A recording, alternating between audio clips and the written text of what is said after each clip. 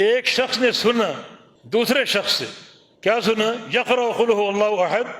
کہ وہ قل هو اللہ احد سورہ اخلاص پڑھ رہا ہے، تلاوت کر رہا ہے،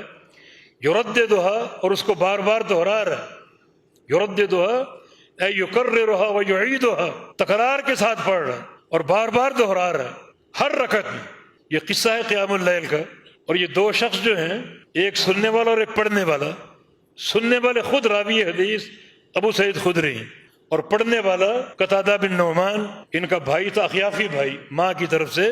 ان کا بھائی تھا، دونوں آپس میں پڑوسی تھے۔ تو گھر کی چھت پر وہ قیام اللیل کر رہے تھے، قتادہ بن نعمان، اور یہ بھی اس وقت قیام اللیل ہی کر رہے تھے۔ تو یہ ادب ہے قیام اللیل کا، کچھ بلند آواز سے پڑھیں، اتنا کہ کسی کو تشویش نہ ہو، لیکن اس جہری قرات کی ایک لذت آپ کو آئے گی۔ تو وہ جہری قرات کر رہے تھے، اتنی کہ پڑوس میں آواز جا رہی تھی، اور انہوں نے سنا کہ بار بار وہ ہر رکعت میں سورہ فاتحہ پڑھتے، کوئی اور سورت پڑھتے، اور قل هو اللہ احد بار بار پڑھتے، یا اور سورت نہ بھی پڑھتے، سورہ اخلاص کی تکرار کرتے، بار بار پڑھتے۔ تو ان کو اس پر حیرت ہوئی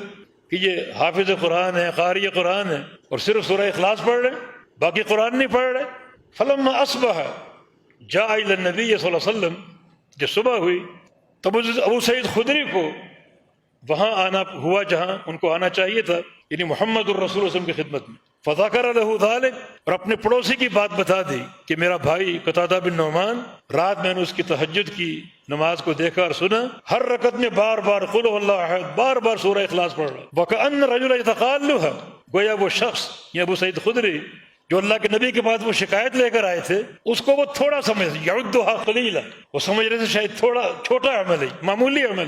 ان کو لمبی صورتیں پڑھنی چاہیے، سورہ بقرہ پڑھنی چاہیے تھی، تو یہ صرف بار بار قل هو اللہ، اور وہ بار بار پڑھ رہے تھے، تو اس عمل کو وہ چھوٹا سمجھ رہے تھے، ہلکا سمجھتے، یتقالها، یہ حافظ قرآن ہے اور صرف سورہ اخلاص پڑھ رہا ہے اور بار بار اس کو دہرا رہا ہے۔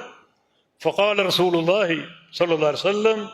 والذی نفسی بیدہ انہا لتعدل ثلث القرآن، قسم ہے اس ذات کی جس کے ہاتھ میں میری جان ہے، نفسی بیدہ، میری جان جس کے ہاتھ میں ہے۔ کیا فرمایا کہ انہا لتعدل ثلث القرآن، یہ سورہ اخلاص لتعدل برابر ہے، برابری کرتی ہے ایک تہائی قرآن کے، یعنی 10 پاروں کی، یہ چھوٹی سی سورت